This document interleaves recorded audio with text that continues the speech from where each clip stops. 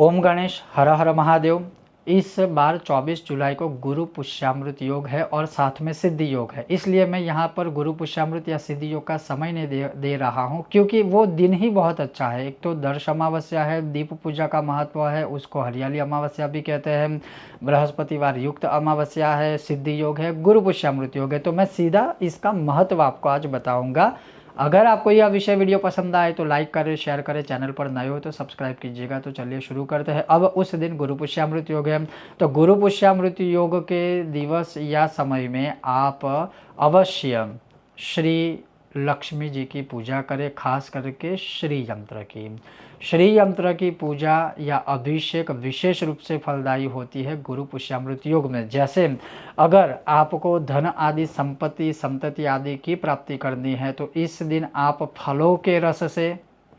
या दूध से या दही से या गौ माता के घी से या फिर शहद अर्थात मधु से या फिर मिश्री युक्त शक्कर युक्त जल से या गुड़ के रस से अर्थात गुड़ वाला जो पानी है उससे अगर आप अभिषेक करोगे श्री यंत्र के ऊपर 16 पाठ श्री सूक्तम के बोलते हुए, स्मरण करते हुए, जपते हुए, पढ़ते हुए, सुनते हुए, तो अवश्य माता लक्ष्मी जी की पूर्ण कृपा प्राप्त होगी। साथ में आप चाहे तो एक सांपुटिक श्री सूक्तम का भी पाठ कर सकते हो इस गुरु पुष्यामृत योग में 24 जुलाई को। दूसरा, गुरु पुष्यामृत योग का तो आपको इसमें फल मिलेगा, लेकिन सिद्धि योग है उसका भी फल मिलेगा, अमावस्या है उसका भी विशेष रूप से इन सारे मंत्र स्तोत्र पाठों का आपको फल प्राप्त होगा। दूसरा, उस दिन अगर आपके पास श्री यंत्र है तो आप ओम श्रीम ह्रीम श्रीम कमले कमलालये प्रसीद प्रसीद श्रीम ह्रीम श्रीम ओम महालक्ष्मी नमः इस मंत्र का केवल 27 बार स्मरण करें और श्री यंत्र को केवल दर्शन भी करोगे तब भी बहुत सारे पुण्यों का आपको प्राप्त होगा, फल प्राप्त होगा। उसी प्रकार से इस दिन अगर आपके सामने या आपके पास श्वेतार्क गणेश जी है अर्थात सफ़ेद आंख के गणपति जी है आपके पास, तो उनके सामने बैठकर किसी भी गणपति जी के स्तोत्र मंत्र या अथर्व शीर्षम का यथाशक्ति पाठ करते हो तो संकटों का विनाश होगा, धन की प्राप्ति होगी, संतान की प्राप्ति होगी, मोक्ष की प्राप्ति होगी।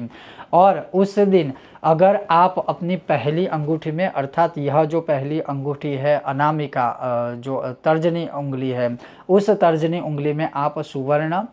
चांदी और तांबे से मिश्रित 3 धातु की अंगूठी बनवाकर उस दिन धारण करते हो। विशेष रूप से उस अंगूठी को बनवाने के बाद शुद्ध जल से, गंगा जल, गौमूत्र आदि से धो दीजिए और उस अंगूठी के सामने बैठकर श्री विष्णु सहस्त्र या ललिता सहस्त्र का पाठ सुने या करें, फिर वह अंगूठी आप धारण कर लीजिए तो आपके लिए बहुत ही फलदायी होगा, क्योंकि गुरु पुष्यामृत में ये बहुत विशेष रूप से प्रयोग अच्छे माने गए हैं। उस दिन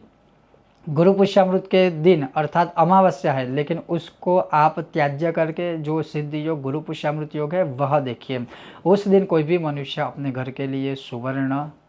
चांदी, तांबा, पीतल या पवित्र धातु है उससे बनी हुई चीज़ों का भी खरीद अर्थात आप उसको खरीद कर घर में ला सकते हो इस समय में या इस योग में। उसके अलावा अगर आप अपने घर में भगवान के लिए, मंदिर के लिए कुछ चीज़ें जैसे लाना चाहते हो, जैसे सफ़ेद आंख के गणपति हो गए, श्री यंत्र हो गया या कनकदारा यंत्र हो गया या कुबेर यंत्र हो गया, या उस दिन घर के लिए आप नए वस्त्र लाना चाहते हो, घर में आप कोई अच्छी चीज़ें लाना चाहते हो, घर के मंदिर के लिए दक्षिणावर्ती शंख हो गया कि घंटी जी हो गई, जो घंटी है वह, अर्थात कहने का सिर्फ इतना तात्पर्य है कि कोई भी पवित्र ऐसी चीज़ आप अपने घर के लिए लाना चाहते हो तो यह दिन बहुत अच्छा रहेगा 24 जुलाई गुरु पुष्यामृत योग। तो इस दिन आप भगवान की विशेष कृपा है तो भगवान की पूजा आदि कर सकते हो। उस दिन आप रुद्र अभिषेक आदि कर सकते हो। उस दिन आप भगवान विष्णु की पूजा आदि कर सकते हो, विष्णु सहस्त्र का पाठ आदि भी कर सकते हो।